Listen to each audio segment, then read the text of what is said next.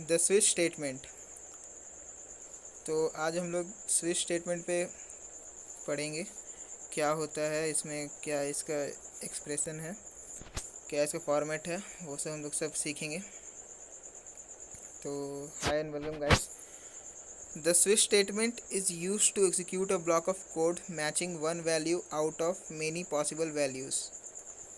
तो इसमें क्या है कि जब आपको बहुत सारा दिया रहेगा एक्सप्रेशन या कंडीशन मान लेते हैं, तो उसमें से ये क्या करेगा कि हर एक कंडीशन चेक करेगा और फिर जो आपका कंडीशन मैच करेगा वो आपका आउटपुट देगा। उस जब वो कंडीशन मैच करेगा तो उसके साथ जो स्टेटमेंट जुड़ा रहेगा फिर उसको एग्जीक्यूट करेगा और आपको आउटपुट देगा। तो देख लेते हैं इसमें है क्या स्ट्रक्चर इसका। The structure of the Java switch statement is as follows. तो पहले आपको क्या लिखना है कि पहले स्विच लिखना है आपको, फिर उसके बाद आपको एक एक्सप्रेशन देना होगा, उसके बाद आपका कर्ली ब्रैकेट स्टार्ट रहेगा, उसके बाद फिर केस कांस्टेंट वन। ये केस आपको लिखना ज़रूरी है, ये कांस्टेंट वन, ये इसकी जगह आप कुछ भी लिख सकते हैं। तो फिर आपको ये स्टेटमेंट जो आपको, अगर ये आपका कांस्टेंट वन आपको मैच कर गया तो जो आपका स्टेटमेंट है वो लिखना है, और फिर आपको हर केस के बाद ब्रेक लिखना ज़रूरी है। तो फिर केस टू वैसे वैसे जितना आपका केस रहेगा वो लिखना है, और फिर लास्ट में लिखना है कि अगर कोई केस मैच नहीं हुआ तो फिर ये जो डिफ़ॉल्ट केस आपको एक लिखना है कि अगर कोई मैच नहीं हुआ तो फिर ये एग्जीक्यूट होगा और इसका स्टेटमेंट ये है, फिर ब्रेक, और फिर आपको जो कर्ली ब्रैकेट है वो बंद हो जाएगा। तो फिर इसमें आगे लिखा हुआ है कि within the switch statement as you can see the as you can see there can be many case statement. जैसे वैसे बहुत सारा केस स्टेटमेंट हो सकता है। The expression is compared with the constant in each case group and the matching case group is executed. तो जो आपका केस मैच कर जाएगा वो आपका एग्जीक्यूट होगा, मतलब आगे काम में लाया जाएगा उसी स्टेटमेंट को जो आपको उससे रिलेटेड हो। if the expression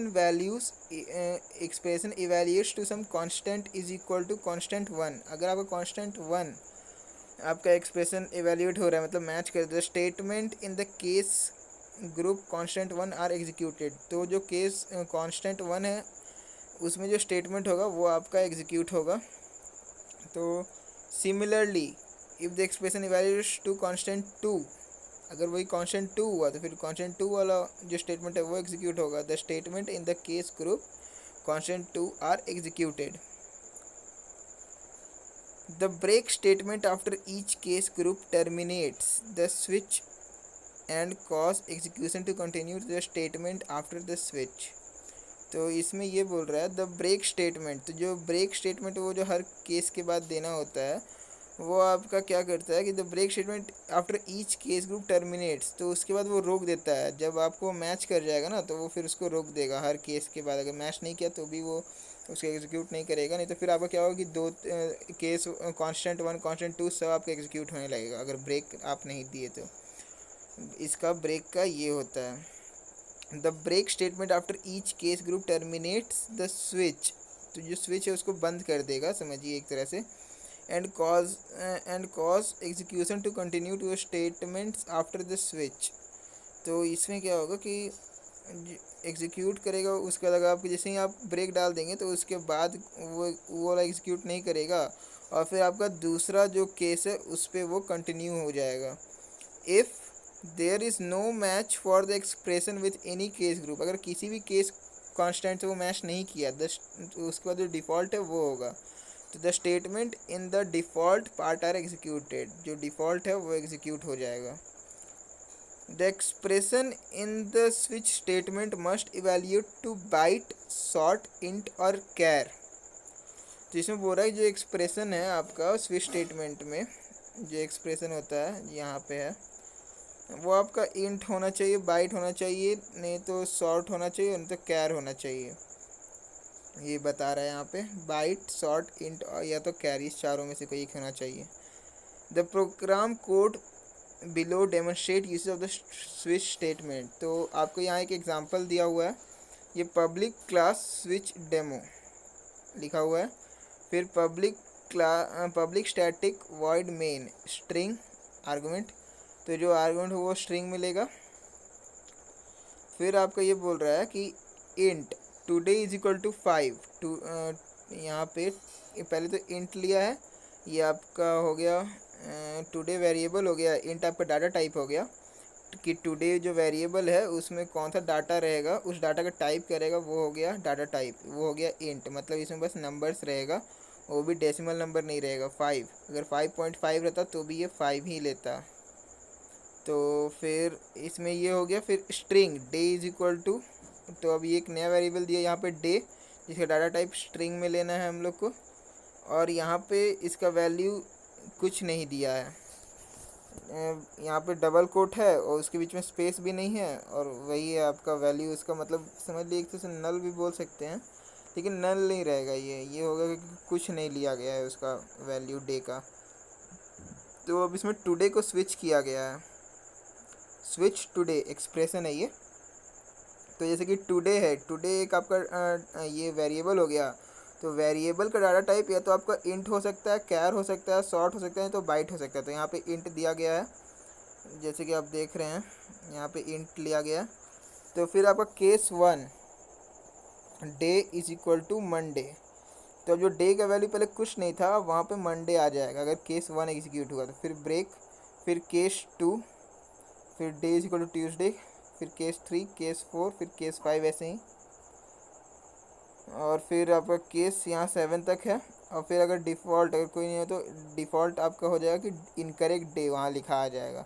फिर system dot out dot print day, आपका डे मतलब जो डे आ गया, तो अब जो भी वैल्यू डे का आया होगा, अगर डिफ़ॉल्ट है तो इनकरेक्ट डे लिखा के आएगा, अगर केस 7 है तो फिर संडे लिखा के आएगा। तो figure 3.4 display the output from the switch demo program, तो ये एक डेमो प्रोग्राम था स्विच के लिए। Since the expression in the switch is available is the variable today, तो इसमें जो टुडे वेरिएबल लिया गया था वो आपका स्विच स्टेटमेंट के एक्सप्रेशन बन गया था। हम लोग स्विच का जो एक्सप्रेशन लेना था उसमें टुडे वेरिएबल को पुट कर दिए थे, जिसका वैल्यू था 5 which is equal to 5। The case corresponding to the constant 5 is matched, तो जो इसमें केस कांस्टेंट 5 था जो कि है आपका फ्राइडे ये वाला, तो अब केस 5 मैच हुआ तो आपका डे फ्राइडे लिखा के आ जाएगा। तो आपका डे का वैल्यू चेंज हो गया फ्राइडे, पहले डे का वैल्यू था कुछ नहीं, तो फिर वो वैल्यू अब चेंज होके फ्राइडे हो गया। और फिर system dot out dot print यहाँ पे डे किया गया, तो डे का जो वैल्यू था जो कि है फ्राइडे, वो आपका प्रिंट होके आ जाएगा।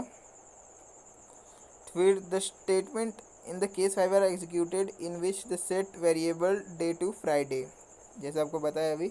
The break after the assignment cause the switch to terminate, तो आपका जो ये ब्रेक है उसके बाद वो आपका प्रोग्राम को वहीं टर्मिनेट कर देगा, और फिर जो बाकी का एक्सप्रेशन है उसको इवेल्यूएट करेगा। Next execution of the statement after switch that is the system dot out dot print, जब स्विच आपका ख़त्म हो गया तो फिर अब ये जो system dot out dot print है अब इसको इवेल्यूएट करेगा। Statement take place which print the value of the variable date, जो डे का वैल्यू आ गया होगा जो कि है फ्राइडे, तो वो आपका प्रिंट कर देगा। तो जैसे कि यहाँ पे आप देख रहे हैं कि एक आउटपुट दिखाया गया है स्विच डेमो प्रोग्राम का। फिर can you guess the output would be if the variable day was set to 10, अगर 10 रहता तो क्या होता। तो यहाँ पे बोल रहा है कि अगर डे का वैल्यू 10 आता तो इसमें क्या आउटपुट आता, तो इसमें क्या है कि 10 आपका वहाँ है ही नहीं कहीं, यहाँ पे आपका केस 7 तक है, केस 10 तो है ही नहीं, तो इसमें अब क्या करेगा, जो डिफ़ॉल्ट है वो प्रिंट करेगा, वही लिखा भी होगा, पढ़ लेते हैं। Since 10 does not match any of the case statements, तो 10 मैच नहीं कर रहा है, तो जो डिफ़ॉल्ट है वो होगा। The default case would be executed and the output would be incorrect day, तो जैसे कि मैंने आपको बताया था इनकरेक्ट डे, डिफ़ॉल्ट में अगर कोई मैच नहीं किया तो वो होगा। तो थैंक यू गाइस, आज के लिए इतना ही, और फिर नेक्स्ट क्लास में हम लोग स्टार्ट करेंगे रिपीटिशन स्ट्रक्चर्स, मतलब नाम से सबको मालूम चल रहा है ऐसा स्ट्रक्चर जो रिपीट होते रहे, मतलब ये इसको आप लूप बोल सकते हैं। ये ऐसे आपको ऊपर जो था जो आप दो पढ़े वो इफ एल्स और स्विच, वो आपका स्टेटमेंट था, और ये आपका लूप हो गया। So thank you guys.